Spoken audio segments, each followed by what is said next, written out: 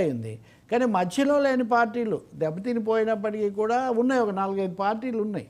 ఇప్పుడు వాళ్ళని కొంచెం దగ్గరగా చేర్చి ఆ ప్రయత్నం కూడా జగన్ చేసినట్టుంది. మీరు చూస్తే రాష్ట్రపతి పాలన ఎవరు బలపరచరు, కానీ దాడులను ఖండించటం, గెలుపులు ఓటములు సహజం, గెలిచినంత మాత్రాన దాడులకు పాల్పడకూడదు అనే ఒక మెసేజ్ అఖిలేష్ యాదవ్ ఇచ్చాడు. Akhilesh Yadav is an important player in national politics. వైసీపీకి సంబంధించినంత వరకు అఖిలేష్ యాదవ్ను ఈ సభకు రాబట్టడం అన్నది రాజకీయంగా వాళ్ళకి ఒక స్కోర్ కిందే లెక్క. అది ఎందుకంటే మొన్న జాతీయ ఫలితాలు ఉత్తరప్రదేశ్ ఎన్నికల మీద చాలా ఆధారపడి ఉన్నాయి కదా. ఇండియాలో భాగస్వాములుగా ఉన్న వాళ్ళను పిలవడం ద్వారా జగన్ ఒక రాజకీయ మెసేజ్ కూడా ఎన్డీఏకు ఇచ్చినట్టయింది. ఇప్పటివరకు ఆయన ఎప్పుడు ఇండియాతో కనీసంగా లేదు. ఇప్పుడు శివసేన, ఉద్ధవ్ ఠాక్రే వర్గం వాళ్ళు కూడా వచ్చారు. సరే, ముస్లిం లీగ్ వచ్చింది, ఇంకా ఒకటి 2 చిన్న పార్టీల వాళ్ళు. సో ఈ విధంగా నేను జాతీయ రాజకీయాల్లో కూడా పాత్ర వహిస్తాను, నేను పిలిస్తే ఇలా ముఖ్యమైన వాళ్ళు వస్తారు అనే మాట కూడా ఆయన, ఒక మెసేజ్ కూడా ఆయన పంపదలుచుకున్నట్టుగా కనిపిస్తుంది. ఆ మేరకు ఆయన వ్యూహం ఫలించింది. కాకపోతే ఒకరైతే ఆయన శివసేన ఎంపీ సంజయ్ రౌత్ అయితే అన్నారు, పాలనలో కొనసాగే అర్హత లేదు, ఇట్లాంటివి జరుగుతుంటే అని తప్ప. వీళ్ళైతే మటుకు ప్రజాస్వామ్యంలో గెలుపు ఓటములు సహజం, ఓడిపోయినంత మాత్రాన దాడులు ఇవి చేయకూడదు. నిన్నటి వరకు ముఖ్యమంత్రిగా ఉన్న వ్యక్తి, ఆ పార్టీ ఒకేసారి ఇదైపోతుందని అఖిలేష్ యాదవ్ కూడా అన్నారు. సో ఆ మేరకు అందరూ బలపరుస్తారు. నేను నిన్న కూడా మీతో అంటున్నాను కదా, దాడులు ఖండించాలి, శాంతి భద్రతలు అనేంత వరకు ఎవరైనా కలుస్తారు. కానీ రాష్ట్రపతి పాలన పెట్టాలి అని నెల 10 రోజులకే రాష్ట్రపతి పాలన పెట్టారంటే ఎవరు ఒప్పుకోరు. అందుకని దాన్ని టోన్ డౌన్ చేసి ఈ దౌర్జన్యాలు, హత్యలు దీన్ని చేశారు వాళ్ళు. అక్కడ ఎక్కువగా దృష్టికి తెచ్చే ప్రయత్నం చేశారు. రెండోది, మా యంత్రాంగం అంతా ఇట్ ఈజ్ ఇంటాక్ట్, అది పకడ్బందీగా. ఎందుకంటే సజ్జల రామకృష్ణారెడ్డి కనిపిస్తున్నాడు, మాజీ మంత్రులు, మాజీ ఎంపీలు అందరూ అక్కడ కనిపించడం కూడా మనం గమనించవచ్చు. So it's a process of activizing, reactivizing YSRCP. Okay sir, ఇందాక జగన్మోహన్ రెడ్డి గారు మాట్లాడుతూ కొన్ని అంశాలు ప్రస్తావించారు, అది విపరీతంగా ట్రోల్ అవుతున్నవి. మా హయాంలో హత్యా రాజకీయాలు ప్రోత్సహించలేదు, అధికారం ఎవరికి శాశ్వతం కాదు అంటే గతంలో 5 సంవత్సరాలు అసలు దారుణంగా పాలించారని కదా వీళ్ళు ప్రచారం చేసింది. ప్రజలు అదంతా నిజమే అన్నట్లుగా ఇంత పెద్ద మ్యాండేటరీ ఇచ్చారని కదా వీళ్ళు ప్రచారం చేస్తున్నారు.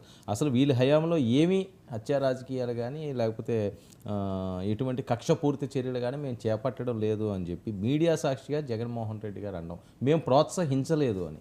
అంటే పాలక పార్టీలకు ఎప్పుడు వాళ్ళు ఉన్నప్పుడు ధర్మం 4 పాదాలు నడిచినట్టు కనిపిస్తుంది. ఒక్కసారిగా వేరే వాళ్ళు వచ్చేసరికి రాక్షస పాలన పురి విప్పింది, తాండవిస్తుంది, అధర్మం తాండవిస్తున్నట్టుగా. అంటే మేము ఉంటే ధర్మం 4 పాదాలు, వేరే వాళ్ళు వస్తే అధర్మం, అన్యాయం, విలయ తాండవం, అమానుషం అనే ఒక ధోరణికి వాళ్ళు అలవాటు పడి ఉంటారు. కాకపోతే ఇప్పుడు చంద్రబాబు నాయుడు నిన్న సభలో మాట్లాడుతూ శాసనసభలో చాలా ఉదాహరణలు ఇచ్చారు. ఆయన డాక్టర్ సుధాకర్ ఉదాహరణ, లేకపోతే ఇట్లాంటివి ఎక్కువగా. రెండో తమ మీద కేసులు. సో ఎవరెవరు ప్రత్యర్థులో వాళ్ళని వెంటాడి వేధించారు, కేసులు పెట్టారు, కోర్టుల చుట్టూ తిప్పారు అన్నది వీళ్ళ ప్రధానమైన విధ్వంసం. అసలు ఆ పాలన పేరే విధ్వంస పాలన కదా. ప్రజావేదిక నుంచి విధ్వంసం మొదలైందని ఆ ఇమేజ్కి కౌంటర్గా ఈ ఇమేజ్ దేశం ముందు ఉంచదలుచుకున్నాడు జగన్. ఓకే, ఇప్పుడు నాది విధ్వంస పాలన అన్నారు, నేను ప్రజావేదిక కూల్చినందుకే. కానీ వాళ్ళు చూడండి 36 మంది వచ్చి నెలలోనే చంపేశారు అనే ఒకటి ఆయన చెప్పదలుచుకున్నాడు. ఇంకా రెండవది, ఆయన చెప్పినంత మాత్రాన ఆ ఎందుకంటే స్వయంగా చంద్రబాబు నాయుడు 56 రోజులు జైల్లో ఉన్నాడు కదా. ఇక ఆయన కోసం లోకేష్ ఢిల్లీలో కూర్చొని ఆ ప్రాసెస్లో అందరినీ యునైట్ చేశాడు జగన్. నిజానికి తన ఏకపక్ష వైఖరి ద్వారా ప్రజలు ఎందుకు 40% ఓట్లు ఇంత జరిగినా ఓట్లు వేసే పార్టీకి, ఓట్లు పొందగలిగిన పార్టీ 11 స్థానాలకే పరిమితం అయ్యేటంత వ్యతిరేకతని ఎక్కడ మూటగట్టుకుంది? స్వయంకృతాపరాధం అది. ఇప్పుడు మీరు తర్వాత చర్చలో పెట్టారు కదా బిల్లుల మార్పు, ఇవన్నీ ఎందుకు చేశారు? ఒక విధమైనటువంటి ప్రత్యర్థులను హడలగొట్టడం, ఒక కక్ష సాధింపు అనే వైఖరి చాలా స్పష్టంగా అనుసరించారు. ఇంకా అందులో ఇప్పుడు రెండో అభిప్రాయం ఏమీ లేదు. కాకపోతే ప్రజల జోలికి రాలేదు కదా మేము, మా ప్రత్యర్థుల జోలికే కదా అన్న వాదన. మరి డాక్టర్ సుధాకర్ ప్రజల కిందికి వస్తాడా, ఒక పార్టీ ఆయన కిందికి వస్తాడా? కాబట్టి అలా చెప్పుకోవడానికి ఏం అవకాశం లేదు. కానీ అలాగే చెప్తారు కదా. ఇంకా పాలక పార్టీలు ఎప్పుడు అలాగే చేస్తుంది. మమ్మల్ని జైల్లో పెట్టించలేదా అంటారు, మా మీద కేసులు పెట్టలేదా అంటారు.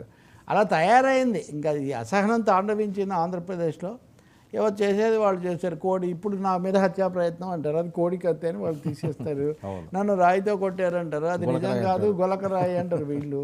దీంట్లో మనం ఎక్కడ జడ్జిమెంట్లు చెప్తాం, కోర్టులు మటుకే వాటిని తేల్చగలుగుతాయి. ఒక సైడ్ ఇలాంటి ఘటనలు దురదృష్టకరం అని చెప్తాం, మనం చెప్పగలుగుతాం తప్ప వాళ్ళలాగా వన్ సైడ్ మనమేమి తీసుకోలేము. కానీ జగన్ ఇంత తొందరగా రంగంలోకి దిగడం మటుకు చాలా వేగంగా ప్రచారంలో ముందున్న ఒక విషయం నాకు పొద్దున్నే గుర్తొస్తుంది. ఎందుకో చాలా కాలంగా లాంగ్ టర్మ్ కామెంటేటర్ను కదా, ఏదో ఒక విధంగా 15 ఏళ్ల నుంచి జగన్ చుట్టూ చర్చ జరగడం అనేది ఒకటి గమనిస్తామండి. ఓకే, 15 ఏళ్ల నుంచి ఆంధ్ర తెలంగాణ విభజన లాంటి నడుస్తున్నప్పుడు కూడా జగన్ కేసులు, జగన్ పార్టీ నుంచి బయటికి పోవడం, జగన్ ఓదార్పు యాత్ర, అవును, జగన్ వర్సెస్ చంద్రబాబు, తర్వాత ఆయన అరెస్ట్ కావడం, బయటికి రావడం, ఏదో ఒక విధంగా. సో జగన్ తనకు మీడియా లేదు, మీడియా మీద విమర్శలు చాలా చేస్తుంటారు, కానీ మీడియా అటెన్షను, మీడియాలో హెడ్లైన్స్ గ్రాప్ చేయడం అన్న దాంట్లో మటుకు జగన్ సిద్ధహస్తుడు. అందుకనే రెండో వాళ్ళు అసలు ఇవ్వటం మానేస్తారు. కానీ బట్ మీడియాలో ఫోకస్లో ఉండటానికి, అది నేషనల్ మీడియాలో, స్టేట్ మీడియా తనకి ఎలాగో తెలుగు మీడియాలో కొంచెం అటు ఇటు కాబట్టి జాతీయ మీడియాను ఆయన ఎంచుకుంటాడు. అదే వ్యూహానికి ఇది కొనసాగింపు అంతే. ఓకే, ఇప్పుడు బహుశా తెలుగుదేశం ఎంపీలు కూడా మొదలు పెట్టారు, అవును, వాళ్ళు కూడా చెప్పారు. ఇప్పుడు వీడియోలు కూడా చూపిస్తున్నారు, వీడియోలు ఇప్పుడు వీళ్ళు ఏవో చూపిస్తారు. మళ్ళీ అప్పటివన్నీ వీళ్ళు ప్రజావేదిక కూల్చినప్పటి నుంచి అప్పటి నుంచి వీళ్ళు తీసుకొస్తారు. ఇంకొక వైపున తెలుగుదేశం జనసేన కాకుండా షర్మిల కూడా మీ బాబాయ్ దాని మీద నువ్వు చేసావా, ఇంకోటా, నీకు సిగ్గులేదా ఏమే, ఆమె కూడా తీవ్రంగా మాట్లాడుతున్నారు. సో ఇది ఒక రాజకీయమైన ఇది నడుస్తూ ఉంటుంది అంతే. బట్ మనం శాంతి భద్రతలు కోరుకుందాం, ఆ పార్టీ వాళ్ళైనా ఈ పార్టీ వాళ్ళైనా సురక్షితంగా ఉండాలి అని.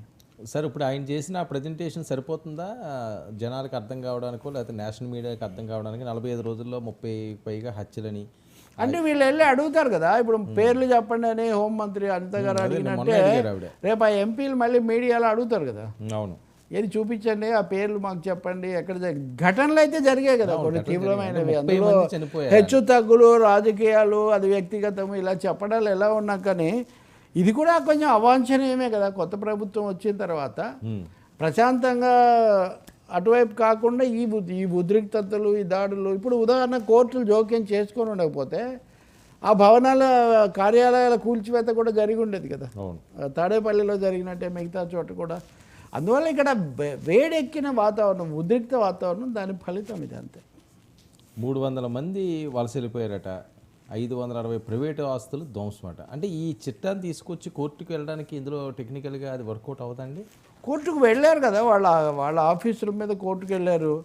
కొంతమంది ప్రైవేటు ఆస్తుల ధ్వంసం 300